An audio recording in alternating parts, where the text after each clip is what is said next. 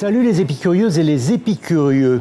Aujourd'hui, on va parler d'économie. Les pièces de monnaie et les billets de banque vont-ils disparaître? Y a-t-il un risque de ne pas récupérer son argent en banque?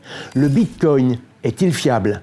L'argent que l'on épargne reste-t-il tranquillement dans un coffre? Voici quelques-unes des questions que vous nous avez posées sur l'argent, la finance et l'épargne et auxquelles je vous propose de répondre dans cette vidéo.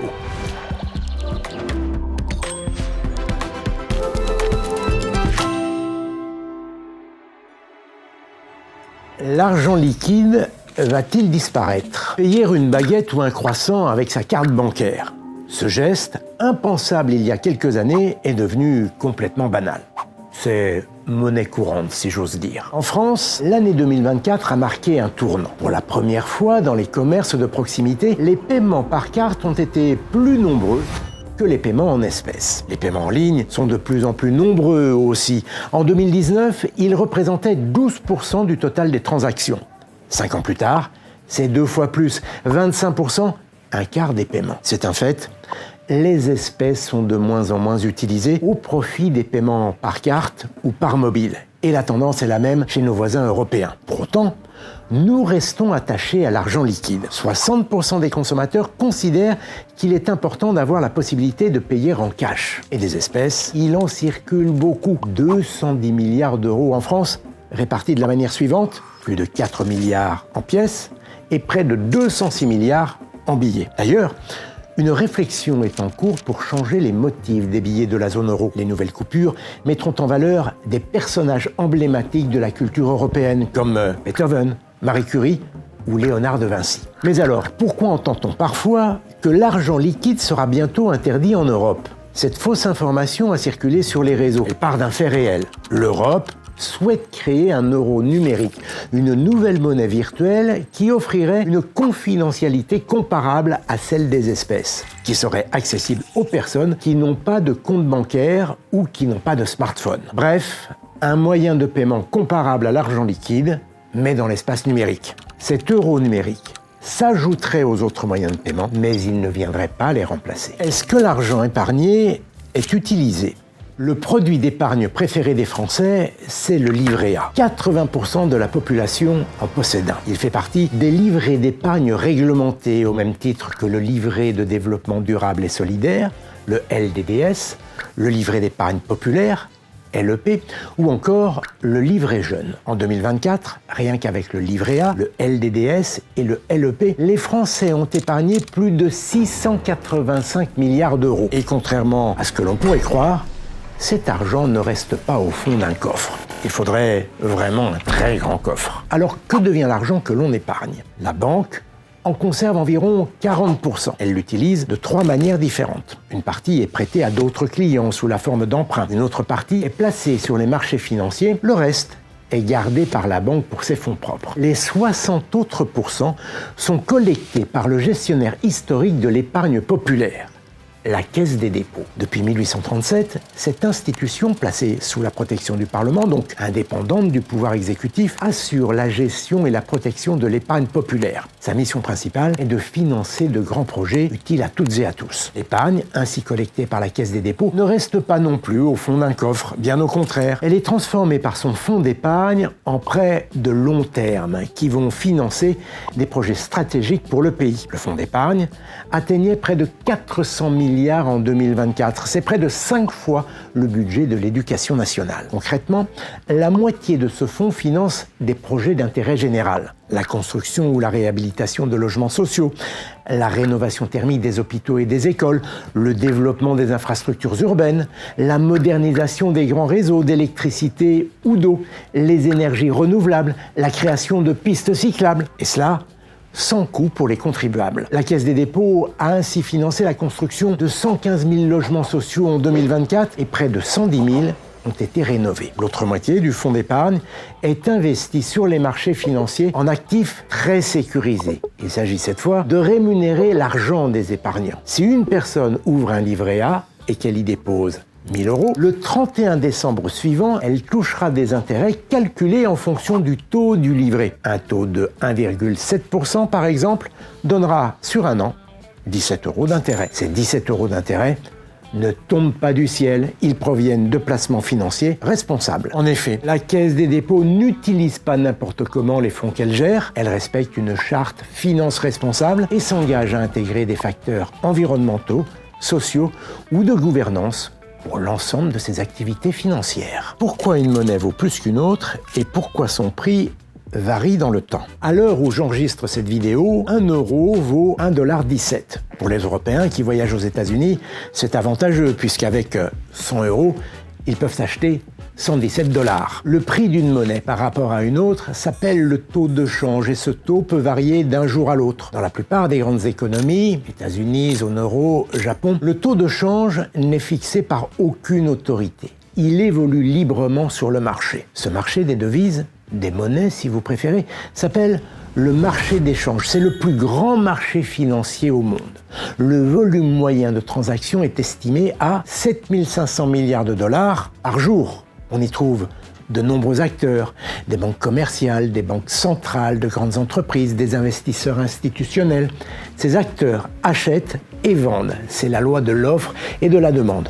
Une forte demande fait monter les cours, une faible demande les fait baisser. Mais ce système n'est pas exactement le même partout. Certains pays, comme le Danemark, ont un régime de change fixe. Il n'évolue pas en fonction des marchés. D'autres ont choisi un régime de change intermédiaire. C'est le cas de la Chine, par exemple. Dans ce système, le taux de change fluctue sur le marché des changes, mais de manière limitée. À quel âge peut-on commencer à épargner ? Je ne connais pas votre âge, mais sachez que l'on peut épargner à tout âge. Il est tout à fait légal d'ouvrir un produit d'épargne pour un enfant. Il pourra en disposer à sa majorité, mais il ne peut pas l'ouvrir lui-même. Seuls les parents ou les représentants légaux peuvent le faire. La seule exception à cette règle concerne le livret A, qui peut être ouvert par un mineur dès l'âge de 16 ans, sans nécessiter le consentement des parents. Le Bitcoin est-il vraiment fiable ? Tout dépend de ce que vous entendez par fiable. D'un point de vue technologique, le Bitcoin est très sécurisé. En revanche, il est très volatile. Sa valeur peut varier très fortement et très rapidement. Le Bitcoin est une crypto-monnaie, et pas n'importe laquelle. C'est la première à avoir été créée en 2008. Et depuis, il y en a eu beaucoup d'autres. Pour en acheter, il faut passer par une plateforme régulée de crypto-monnaies et bien s'assurer que cet intermédiaire est enregistré auprès de l'autorité des marchés financiers, car les arnaques sont fréquentes. Une crypto-monnaie, c'est une monnaie virtuelle, une monnaie numérique créée et échangée électroniquement. Elle n'a pas de support physique, comme des billets. Une crypto-monnaie est aussi décentralisée. C'est toute la différence avec des monnaies classiques comme l'euro, le dollar ou le yen, qui sont émises par des banques centrales rattachées à des États. Les banques centrales frappent la monnaie et garantissent leur stabilité. La monnaie décentralisée, elle, n'est pas régulée. Une crypto-monnaie fonctionne aussi sur la technologie blockchain, la technologie de stockage et de transmission d'informations dans laquelle toutes les transactions sont enregistrées et sécurisées dans de nombreux ordinateurs à travers le monde. Ce système offre un haut standard de sécurité et de transparence. Mais attention, on l'a dit, la valeur des bitcoins est très instable. Le cours de la monnaie dépend de très nombreux facteurs imprévisibles. Un tweet d'une personnalité influente peut provoquer des mouvements de prix spectaculaires. Ici, pas d'État ou de banque pour garantir que votre argent sera encore disponible demain. Enfin, si le réseau Bitcoin est réputé très sécurisé, un piratage des utilisateurs ou des plateformes d'échange n'est jamais à exclure, et dans ce cas, aucune assurance ni garantie ne vous viendra en aide. Au final, comme de nombreux placements et investissements, le Bitcoin comporte des risques à ne surtout pas négliger. D'où vient l'expression « l'argent ne dort jamais ».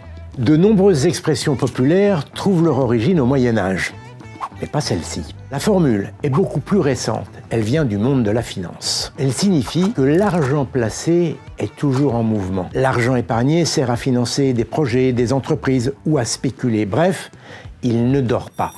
Lorsqu'un placement rapporte des intérêts, on dit même que l'argent travaille. Mais l'expression peut aussi faire référence aux places financières mondiales, ouvertes en décalé en raison des fuseaux horaires. Lorsque la bourse de Paris ferme, à 17h30, les bourses de New York battent leur plein. L'argent ne dort jamais. C'est d'ailleurs ce que nous dit Gordon Gekko, un trader sans scrupules, incarné par Michael Douglas dans le film Wall Street.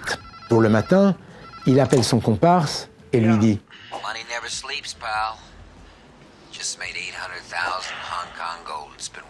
Et en France, avec la Caisse des dépôts, vous l'avez compris, c'est votre épargne qui ne dort jamais. Elle finance par exemple la transformation écologique du pays qui demande des dizaines et des dizaines de milliards d'euros.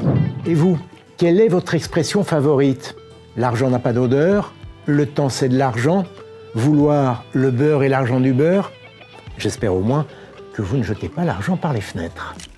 Y a-t-il un risque de ne pas récupérer l'argent que l'on a épargné? En ce qui concerne l'épargne réglementée, le livret A, le livret de développement durable et solidaire, le livret d'épargne populaire, aucun risque. L'argent qui s'y trouve est disponible à tout moment. Vous pouvez retirer ou déposer de l'argent comme bon vous semble. Il est liquide, comme on dit. Et c'est encore la Caisse des dépôts qui garantit cette liquidité. Pourquoi a-t-on créé l'argent? Avant l'argent, il y a eu le troc. Il y a très longtemps, j'aurais pu donner un lapin à un voisin qui m'aurait donné en échange une pierre taillée. Mais au néolithique, entre 5800 et 2500 avant notre ère, l'essor de la civilisation et la création de nouveaux savoir-faire montrent rapidement les limites de ce troc. Comment comparer des biens radicalement différents, comme du bétail et des tissus par exemple? Si je veux acheter des tissus et que je n'ai que des lapins à échanger, si le vendeur de tissus n'aime pas les lapins, je ne suis pas prêt de refaire ma garde-robe. Il a donc fallu trouver un moyen de mesurer facilement la valeur des choses, un moyen universel d'échanger des biens contre leur équivalent. Bref, un moyen de paiement. Avant l'apparition de la monnaie métallique, on a d'abord utilisé des coquillages, du sel, des pierres, jusqu'au roi Crésus au VIe siècle avant Jésus-Christ. On pense qu'il est le premier à avoir utilisé de la monnaie en métal. Ce roi de Lydie, en Asie mineure, l'actuelle Turquie, aurait utilisé les paillettes d'or et d'argent trouvées dans le fleuve le plus proche, le pactole, pour créer les premières pièces frappées de son sceau pour en garantir la valeur. Rien d'étonnant donc à ce qu'aujourd'hui encore, on dise « riche comme Crésus » ou « toucher le pactole ». C'est tout pour aujourd'hui, j'espère que cette vidéo a enrichi vos connaissances et si vous avez d'autres questions sur l'argent, l'économie, la finance, n'hésitez pas à nous les poser en commentaire, c'est gratuit.